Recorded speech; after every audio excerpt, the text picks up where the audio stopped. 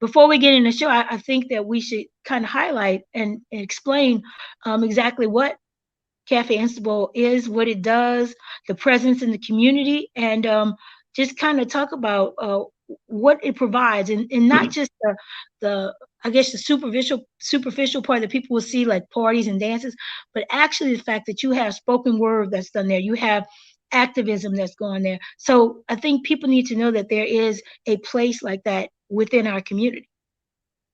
You know, so Press Kabakov is a developer here in the city. He owns HRI property. And so after Katrina, he and his wife, Sally Glassman, they were having meetings in their living room.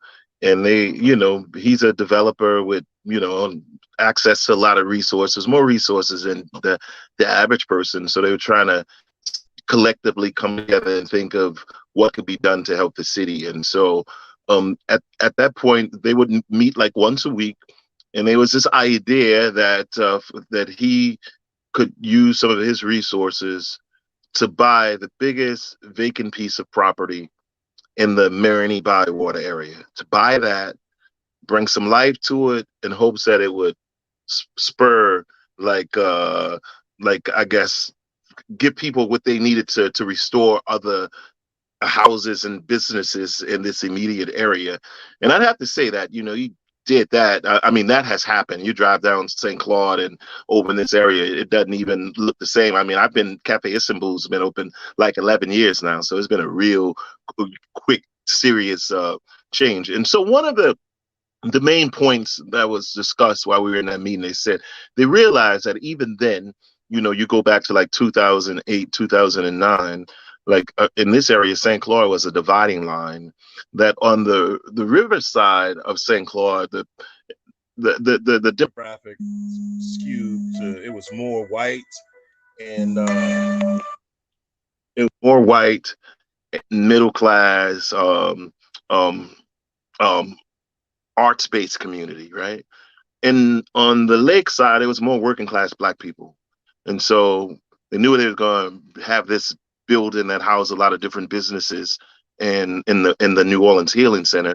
And so the one thing that was stressed is that this building that housed all this business, it wouldn't be for just one group. It wasn't just for the people who live on the riverside. And it wasn't just for the people who lived on the lakeside. They wanted this business to be a bridge for both sides. Now, I know, and I believe that all of the people in that room, that when we had these conversations, that they were serious. But, there are a lot of people who are serious, and they have good intentions, but then once the business is open, people making money, and that's it. That's the only thing they're worried about.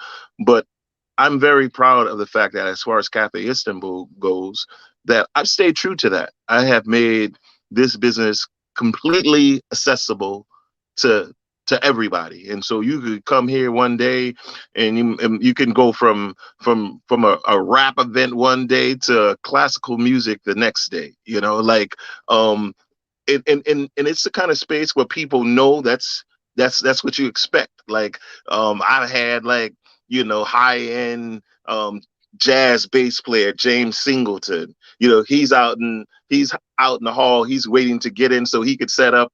But they got like some 6'3" drag queens on their way walking out. You know what I'm saying? So we just go across the board. In some ways, you know, I'm happy that the community let me do that, because it seems like most times people want to go to their place. They want to go to the place that's gonna have their music, that's gonna have their drinks, that's gonna have their people, and so you're forced to kind of, to accommodate your demographic. But somehow I'm able to open the doors and deal with people across the board with no problems, and I'm happy I could do that. So that's great. Now I do have to say one thing, Lex, that and this is something that I have to accept. So I said we were with Press Kabakov and we were talking about this building.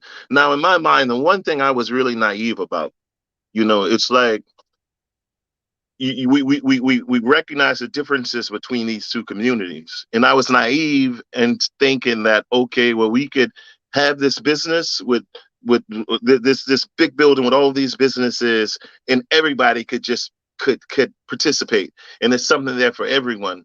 Now, the one thing that I did not see coming, and I have to accept my part in this, and that is that once you get that infusion in the infrastructure and everything around it, you have more businesses coming around it, the houses are being fixed up.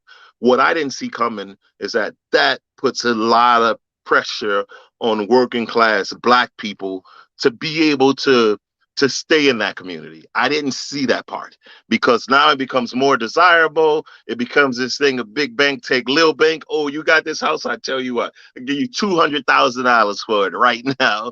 Even though you maybe paid 40,000, I'll give you $200,000 and I'll buy it from you. Win-win situation. Well, not really, because of that kind of financial pressure that's being put on working class Black people.